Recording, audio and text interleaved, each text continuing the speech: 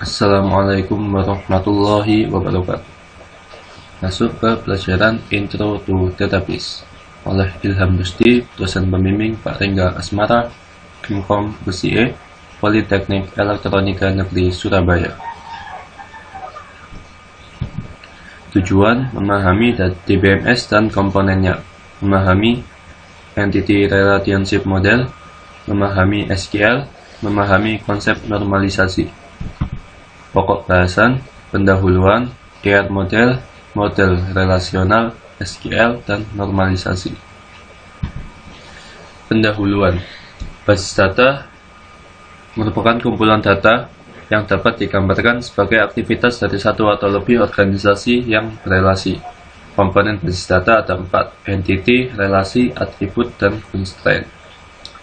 DBMS adalah Database Management System, perangkat lunak untuk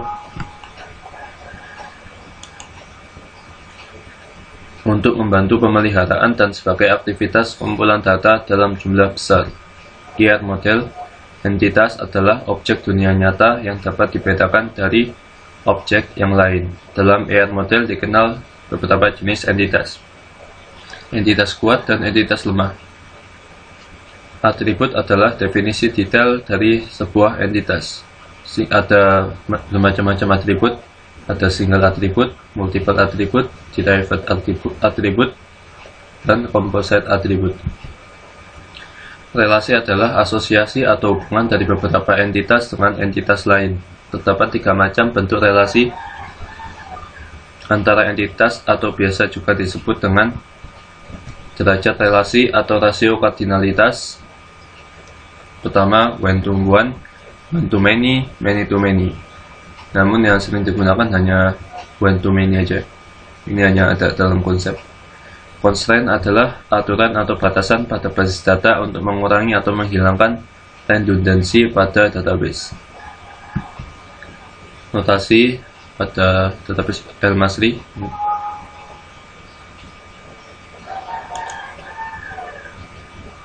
Entity, weak entity, relationship.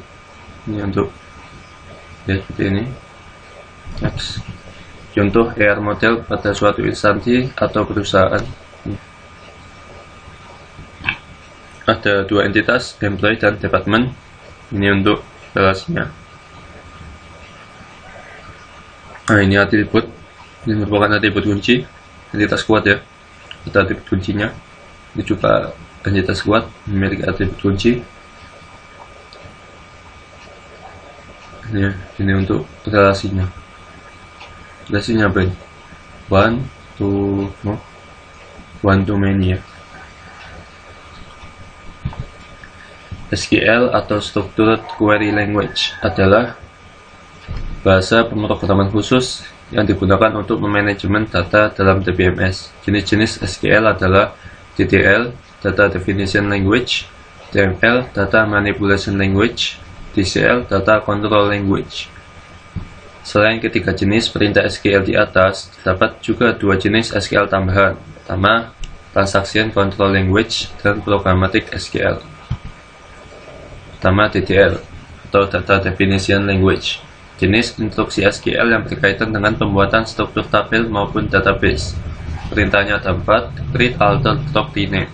Create untuk membuat, alter untuk mengubah, drop untuk menghapus, dan rename untuk mengganti nama. DML atau Data Manipulation Language, jenis instruksi SQL yang berkaitan dengan manipulasi data pada suatu objek basis data. Perintahnya select, insert, update, delete. Select untuk mengambil data, insert untuk memasukkan data, update untuk mengubah data, dan delete untuk menghapus data. TCL atau Transaction Control Language adalah perintah SQL untuk proses transaksi. Perintahnya ada 3: commit, rollback, save point. Commit untuk mengiyakan perintah yang berjalan sebelumnya, rollback untuk mengembalikan ke perintah sebelumnya, dan save point untuk menentukan kembali ke titik-titik tertentu yang telah dibuat sebelumnya.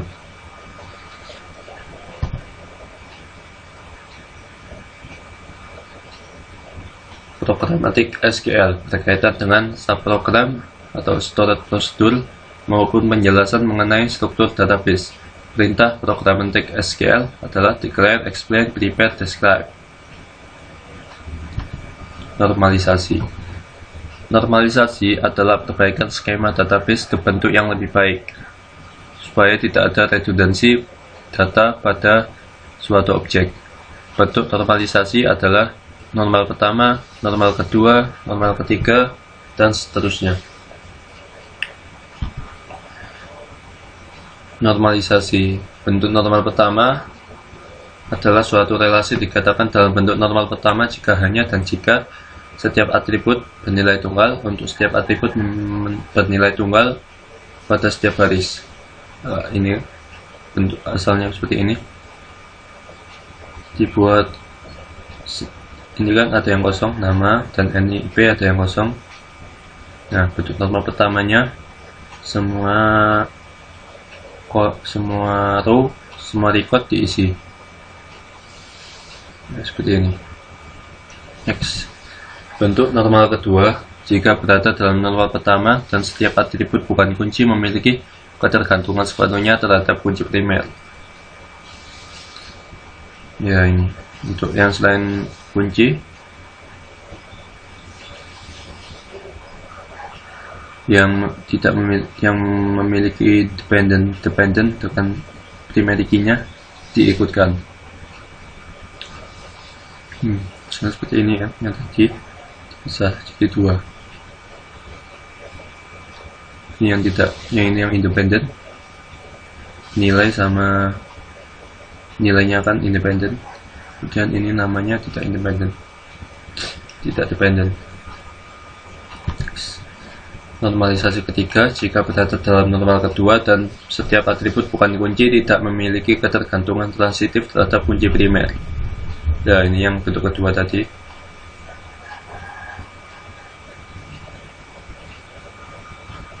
Ya, langsung dipisah jadi dua entitas. Masuk ke latihan soal. Soal pertama, perusahaan rekaman Noton memutuskan untuk menyimpan semua informasi mengenai musisi yang mengerjakan albumnya dalam sebuah database. Tiap musisi yang melakukan rekaman di Noton mempunyai SSN, nama, alamat, dan nomor telepon.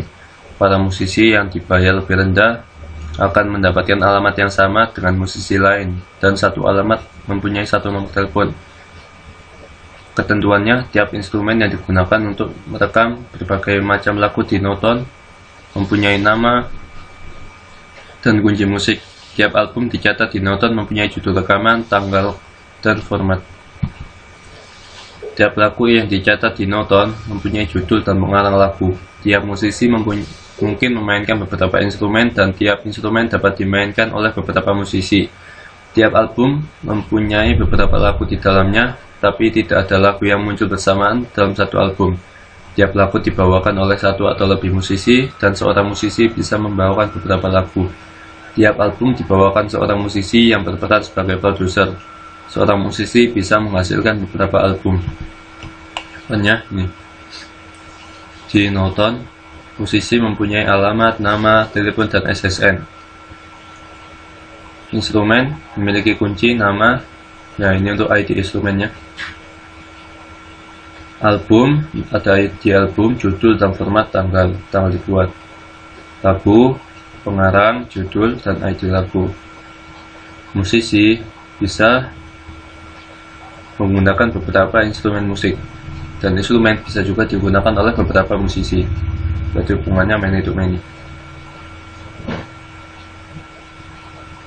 Musisi bisa menyanyikan beberapa lagu, dan satu lagu bisa dibawakan oleh beberapa musisi.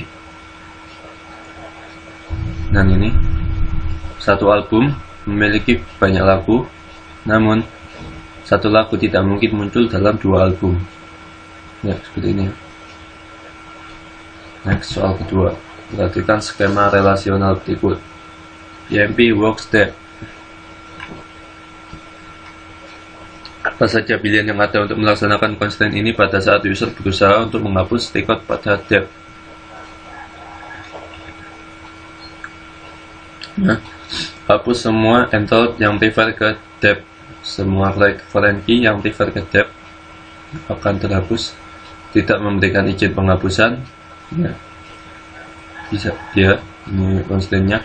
Ubah DID menjadi default ID. Memberikan nilai 0 untuk tuple yang terhapus. Untuk skema relasional pada soal nomor 2, definisikan relasi depth pada SQL sehingga setiap departemen dipastikan memiliki seorang manajer.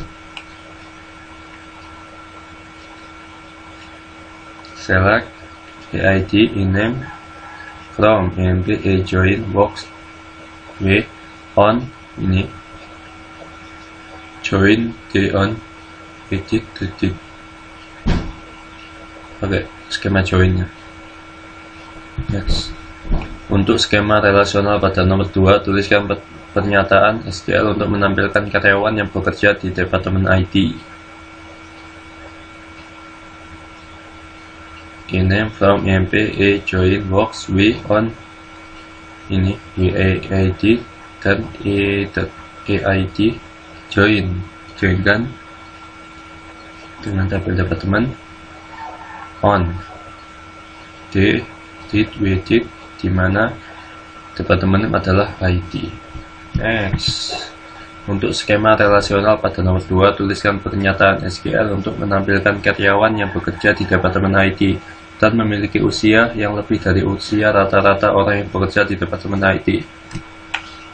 Select EID ename from EMP join box w on WAID sama dengan e.eid dijoinkan dengan tabel departemen on d.did sama dengan w.departemen ID di mana nama adalah ID dan memiliki usia di atas rata-rata dari orang yang bekerja di departemen IT. Lakukan normalisasi data pada tabel kuliah yang memiliki atribut kode kuliah, nama kuliah, SKS, semester, nama dosen, waktu kuliah, dan ruang. Ya, tab pertama ini kode kuliah, nama kuliah, SKS, ID dosen, nama dosen, kode kuliah, waktu, ruang. Ya, selesai. Sekian presentasi Intro to Database. Terima kasih.